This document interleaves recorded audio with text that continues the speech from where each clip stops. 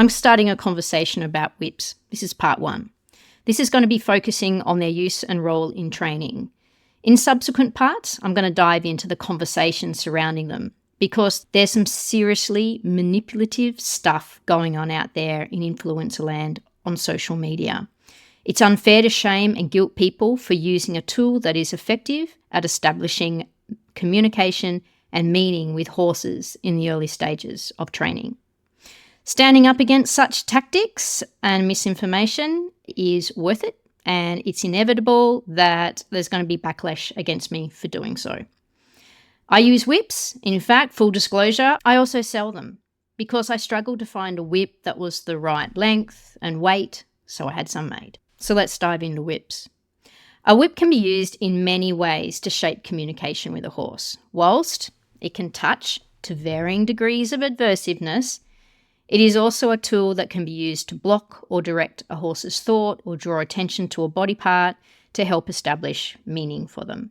In a nutshell, whips can help create a physical experience for the horse's sensory system to be able to identify and adapt to, all with the aim of creating meaning and understanding what you can label as clarity. Seeing a whip as a device that works by causing pain and fear is an incredibly limited idea of how the whip is used. However, I'm not going to judge anyone for thinking this way because that is exactly the way that I used to see them until I was exposed to being taught to use them with finesse and skill and was able to experience how horse after horse responded to their good use. I've also seen whips described as tools with intent to dominate a horse. This is also an extremely limited insight into what whips help you achieve. I do not even consider the concept of domination when I work with a horse.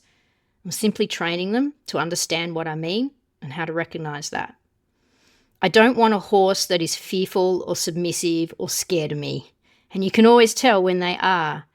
I want a horse that does not feel threatened, that understands and is confident with what I'm asking them to do, and I'm very successful at being able to achieve that by using whips with finesse within a training framework. However, the whip is indeed a tool that requires great respect. Poor use of a whip can cause a range of issues with the horse, from fear and frustration to confusion, and can even result in a horse completely disregarding you as anything to pay attention to because they just see you as hopeless at being able to work out. It is a tool that requires the development of great skill to use for its purpose of conveying meaning. It requires practice to use it well.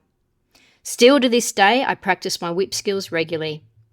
I practice my timing and coordination and make sure I keep my body ambidextrous in its use. Therefore, having people see the whip as a weapon of fear, pain, and dominance is not surprising. It was my experience of trying to use a training stick without good guidance and instruction that led to my initial thoughts. I will never forget it. I went off to my first horsemanship clinic and my horse at the time was freaked out by the training stick. One of the trainers came over and offered to help. My horse continued to freak out. The trainer then gave up. So I had very good evidence. However, in hindsight, that was because I was not getting good instruction and the trainer that helped me wasn't that skilled. It is equivalent to someone attempting to train clicker training with positive reinforcement, doing it badly, ending up with a stressed, food-obsessed horse and concluding that positive reinforcement training has a terrible effect on horses. I have people come to me saying their horse does not like whips or training sticks. Yet I haven't had a horse I couldn't help work out that the whip was no threat to them. These horses have been exposed to the whip used poorly or have been reacting to something they are physically struggling with due to a soundness issue. The emotional response of the horse to the activity that has been falsely attributed to fear of the whip, when in reality the horse has been overwhelmed by the activity and the whip is magnifying that. Hence the misguided correlation that the whip is the cause of the overwhelm displayed in the horse. Not only can I get these horses good with whips, but I can also get in there and train the response and adapt the horse's behaviour, therefore eliminating the need for the whip in the horse's life. My goal with a horse is to establish a way of communicating with them that is soft and gentle. Primarily, this is through the gentle pickup of the reins, the application of a leg or seat signals. On the ground, I want to be able to guide them around softly too.